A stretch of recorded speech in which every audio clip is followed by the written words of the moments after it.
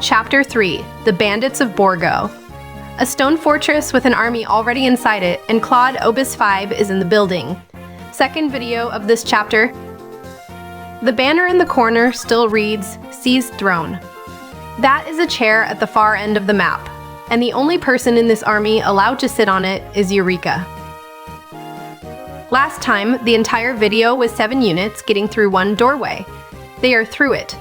They are now in a corridor, which is the same problem with better lighting. First press of the run, and Claude asks the game who still has orders. The floor floods blue further than anything this army has ever shown. That reach belongs to Seth, though Claude does not name him. A paladin covers 8 squares where the armor manages 4, and the size of the shading is the entire giveaway. And what Opus 5 does with him is not this channel's habit at all. The cursor goes north, then east, out of the corridor completely, into the open hall where the bandits are. 3 videos running, the rule has been, keep the company together. One rider alone in a building full of axes is a rider who does not come back, and that rule is why nobody has died. The cursor stops. Not at the edge of his range, not against a wall. 2 clear squares short of a bandit. And the gap is the point. Claude says it outright, the furthest forward square this unit can reach, to open the ground for the rest, and to bait the bandit into attacking on the enemy phase. Bait, a real idea in this game, and a good one. You cannot reach him this turn, so you stand somewhere he wants to come and let him spend his own turn walking onto your sword. It works because a paladin answers back.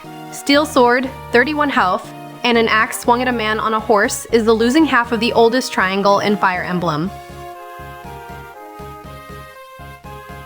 Wait, take him. Seth stands alone out in the hall with the whole army stone the passage behind him. And that is the last decision anybody has to think about for a while, because now everyone else has to come up that passage, one at a time.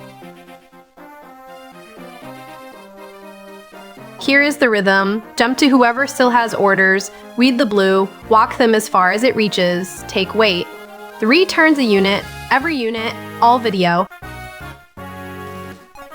Claude worked that out 2 videos ago and wrote it down, and it is a genuinely good piece of self-management. It is also about to be the most expensive habit in this episode.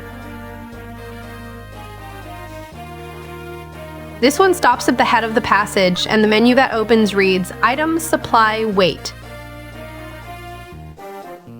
Supply is the convoy, the army's shared bag. Claude sees that entry, calls this unit the Lord, and is right. This is Erica. Which is a new trick. Last video, the only handle Opus 5 had on anybody was the shape of their movement range, and it spent 12 minutes not knowing it had an archer. Wait, and the Lord holds the top of the corridor. 3rd unit up, and this range is a postage stamp. 4 squares in each direction, and most of them are wall.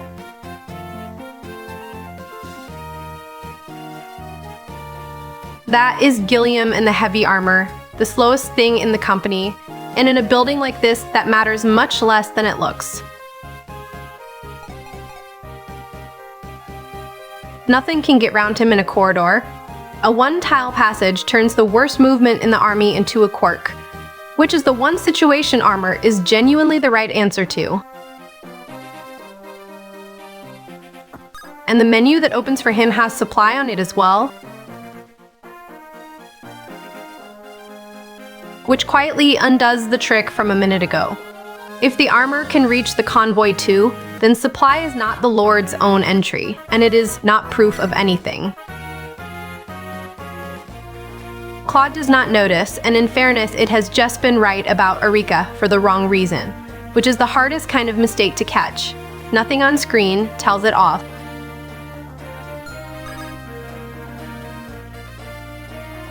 Meanwhile, the other half of the board.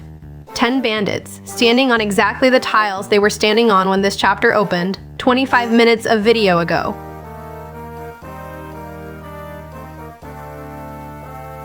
Not one of them has moved a step. Most enemies in this game hold still until somebody walks inside their reach, so this quiet is not an empty building. It is a building waiting. Fourth up, a rider, and the same 5-entry menu again. 3 different units now, 3 helpings of supply. So while there is room, a like if you have 1 going spare. It genuinely changes whether this turns up in front of anybody. Back to the corridor. And there is something in this fortress that nobody has mentioned. Down the middle of the map, set into the stone, there is a door. A proper one. 2 leaves, a handle drawn shut. Doors in Fire Emblem are not scenery. They stop a unit dead until somebody opens one, and opening one wants a key, or a thief with a lockpick and a turn spent standing beside it. Claude has not said the word door once. Not this video, not last video, and not in the page of notes it keeps for whoever takes over next. Which is a shame because a fortress is the one kind of map in this game that rewards looking around. Doors, rooms off the corridors, and whatever a band of thieves keeps in them. Which is less carelessness than bandwidth. Opus 5 gets 1 picture a turn and 1 question to answer, and the question is always which square next, so the furniture never gets a turn of its own. 6 unit up, and the column is stacked from the chamber to the mouth of the hall. The green figure is still here incidentally. He walked on at the end of the last video, said 1 line, and has been standing in that passage ever since. Green means he fights on this side and takes no orders from anybody. This channel has had 3 of those now and has never commanded a single one of them. The rear guard comes up. Rescue, item, trade, supply. Wait, and nothing worth doing on any of them. Wait, and that ought to be everybody. Claude presses to jump to the next unit with orders, expecting the map menu instead, which is how you find out a phase is finished.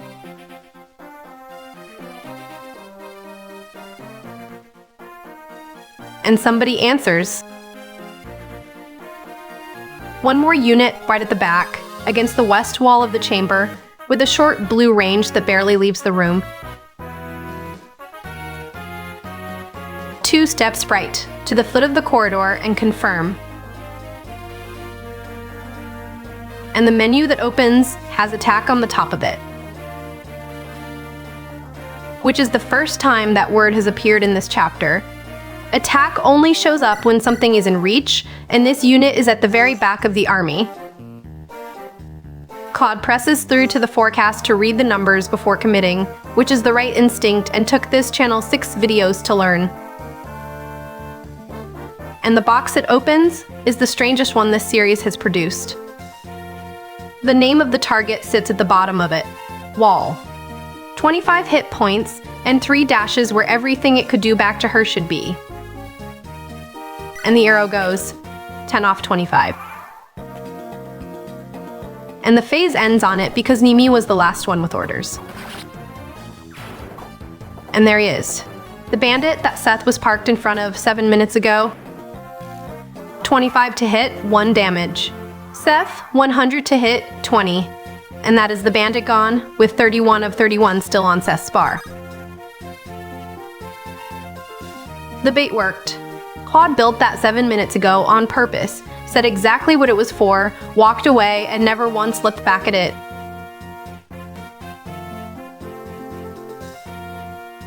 That is the first enemy this army has killed in Chapter 3, and the first blow struck by anybody in 2 whole videos inside this fortress.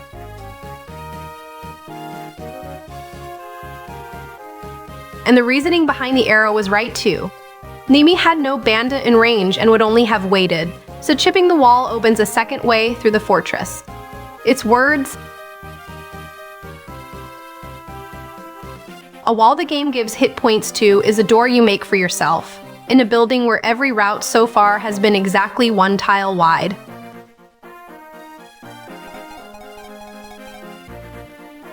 And here is Claude's account of the minute you have just watched. The view has scrolled back over the fortress, and bandits are standing about the eastern halls. No kill, no counter, no mention that there were 10 bandits on this map a minute ago and there are 9 now.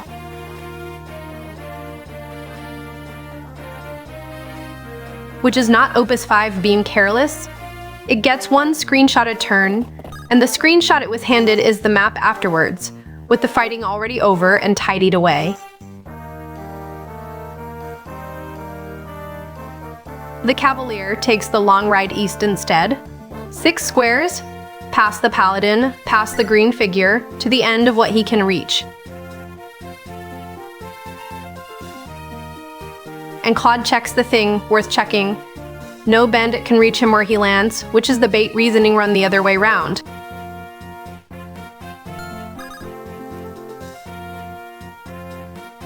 The wall Nemi shot is behind them now.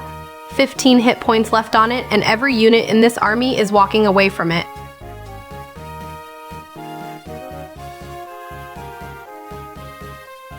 Nobody is going back for it, not because Claude waited up and decided against, but because the session that fired that arrow is about to run out of turns.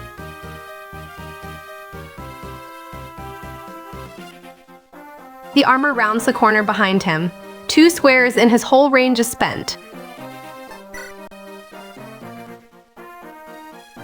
And that is the last thing this Claude does. 31 turns, and it is finished. Another one starts in a moment with no memory of any of it, reads a page of notes, and works out where the army got to from a screenshot.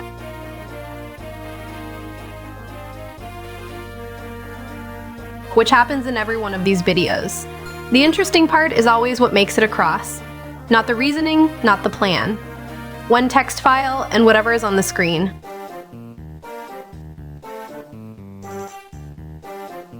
And the wall is not in the text file. Neither is the kill, nor the bandit count, nor the door. What is in there is the rhythm, the party list, and how to read a battle forecast.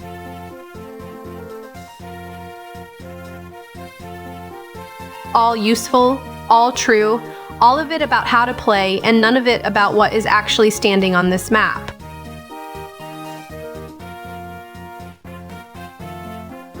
The new one names its units straight away. Gilliam the Knight, full health, standing in the stone corridor. Which is better than this channel often manages. A few videos back, an incoming session, read a page 2 runs old and called the priest a knight for 3 turns.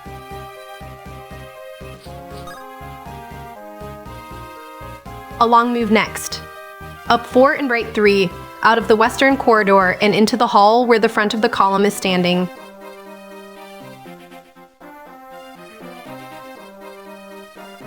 And this is Vanessa on the Pegasus.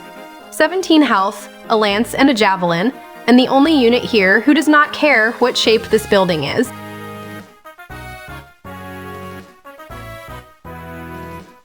Which ought to matter enormously in a fortress. Every corridor and doorway on this map is a constraint on 6 units and completely irrelevant to the 7th.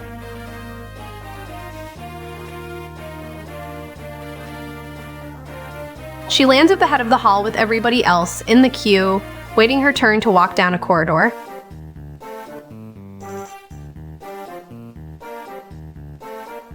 And that is the shape of this chapter. A building does to an army exactly what a mountain pass did to it 4 videos ago, which is turn it into a line.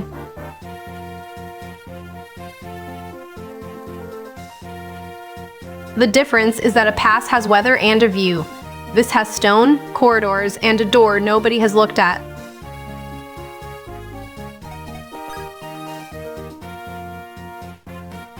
The next one, a short reach 2 squares north up the passage to close the gap on the front rank.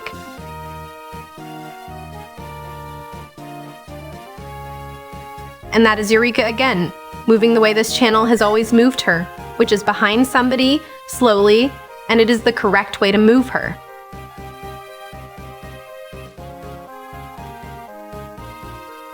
If she falls, the chapter does not cost you a unit. It ends.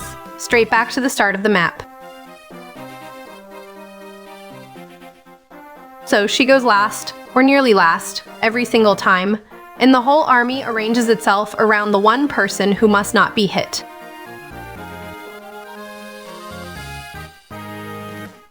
Which is a strange kind of chess. The most important piece is the one you are least allowed to use.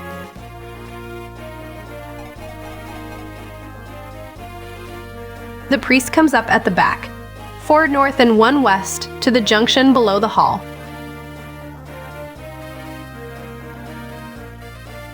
Mulder, who carries a staff and no weapon at all. His whole job is to be within reach of whoever gets hurt, and nobody in this chapter has been hurt, so he walks.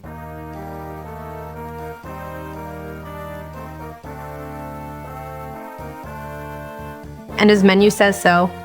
Item, trade and wait, with no attack anywhere on it, because there is nothing on him to attack with.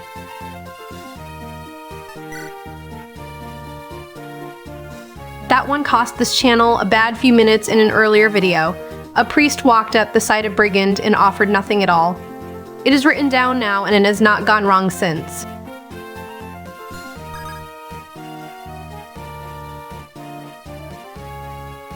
Which is the pattern worth watching in these videos. The things Claude writes down stay fixed.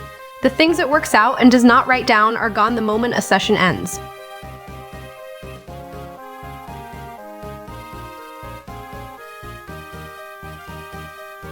And this session has about 4 minutes left of it. Nobody has told it that. Claude cannot see a clock, has never been able to see one, and plays every single turn as though there were all afternoon ahead of it.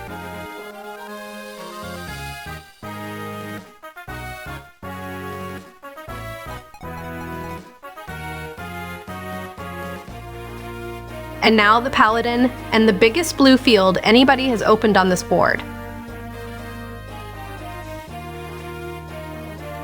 5 tiles east, deep into the hall, well ahead of the rest of them.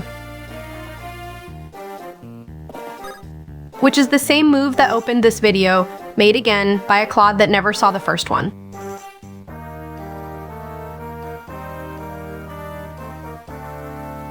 And the reasoning it gives is the same reasoning. Put the toughest unit at the front as a shield, so the axemen charge him and his counters cut them down.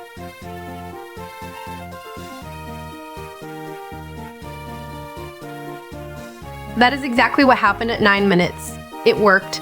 A bandit is dead because of it, and this session has no idea that any of it took place.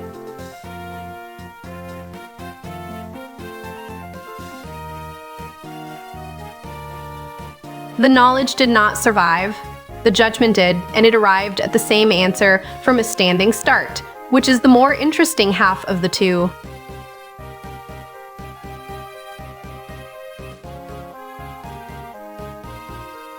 The knight still waiting in the passage comes up. 4 north and 1 west, out of the bottleneck at last.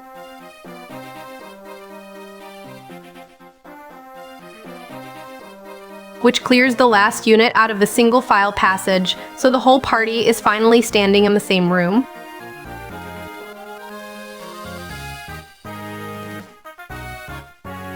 "25 minutes across 2 videos, and that is the sentence.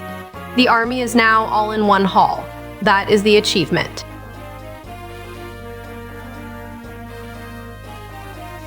And it is not nothing. That doorway is the reason nobody has died, and a queue is what safety looks like when the map is made of corridors.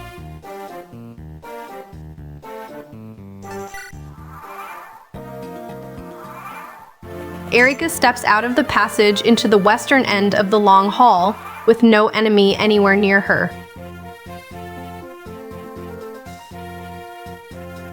The Lord out of the bottleneck at last, and the whole army pointed east down one corridor.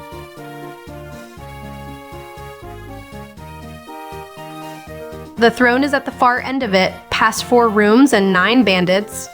Everybody in this army exists to get one woman to a chair.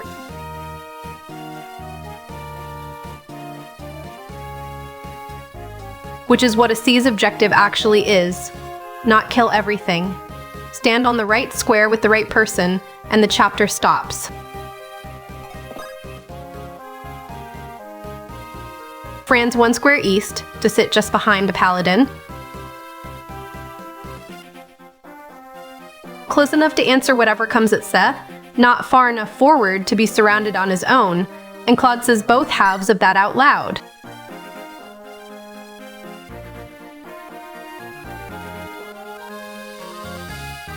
Two riders side by side in a stone hall with the foot soldiers coming up behind them. That is a good shape, and Opus 5 built it deliberately.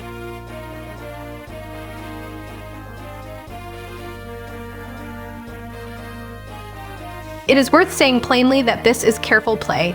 Slow but careful, and this campaign has not lost anybody at all across 9 videos.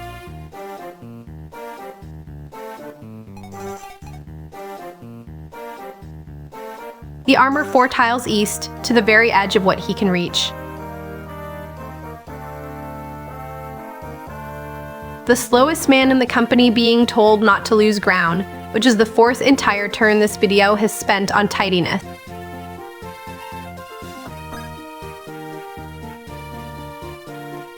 There is a version of this game where that is exactly right, and a version where it is how you run the clock out. Nobody has ever told Claude which one it is in.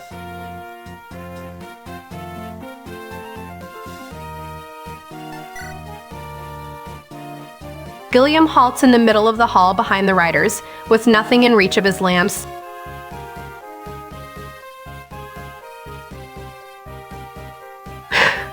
Nine bandits, 7 units, 1 hall, and the 2 sides have now been looking at each other for the better part of half an hour without one of them closing the distance.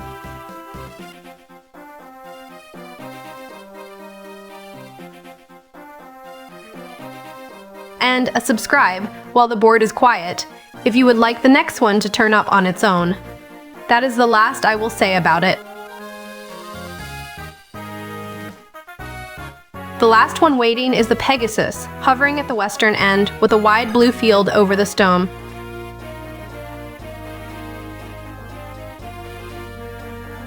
And she gets flown 2 squares east to keep pace with the column and stay clear of the axes, which is the same instruction everybody else got.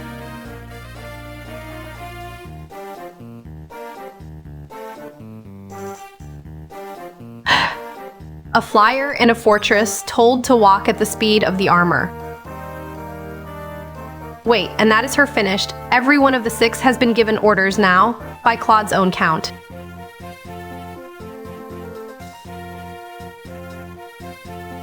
Six, which is the number written in the notes, and it has been wrong since the middle of the last video.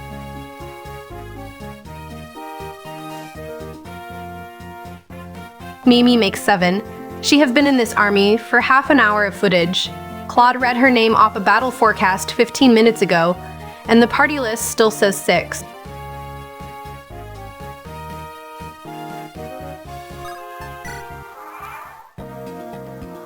So Claude opens the map menu and ends the phase itself, on purpose, rather than waiting for the game to work out that everyone is done.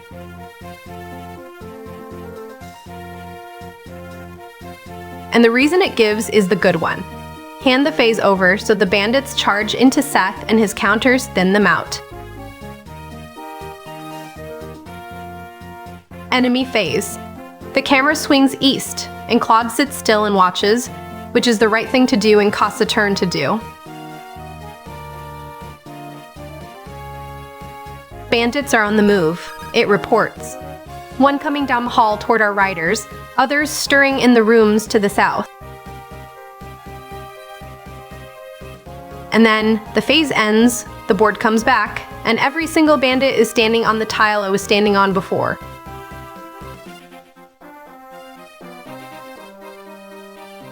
Nine of them. Not one square in any direction. What Claude watched was the camera panning across a row of men who were about to do nothing whatsoever.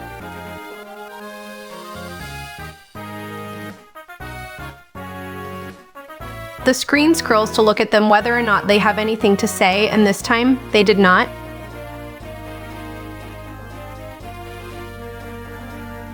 Which means the only bandit in this fortress that has ever come out to fight is the one that died at the 9-minute mark, on a plan nobody here remembers making.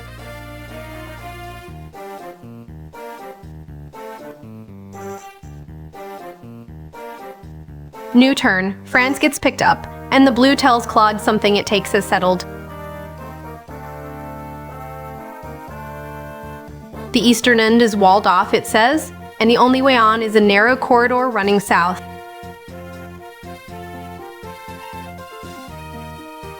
And the cursor turns around, 3 squares west and 2 south, away from the throne toward the mouth of that southern corridor. It is a fair reading.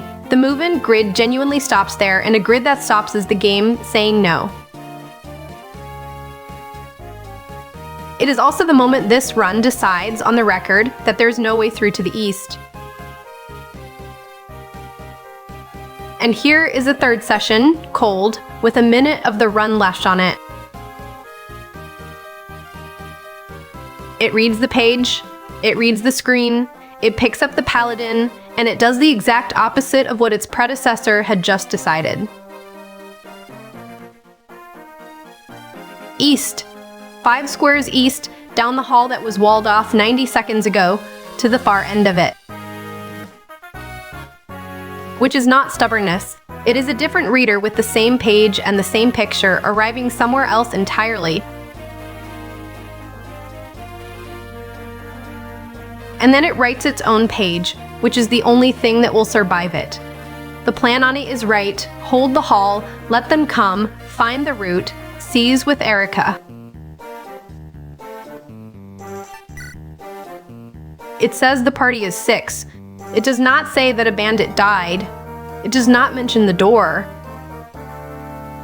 And where the way east should be, it says this: the way on is not yet found, which is the one line on it that is not true.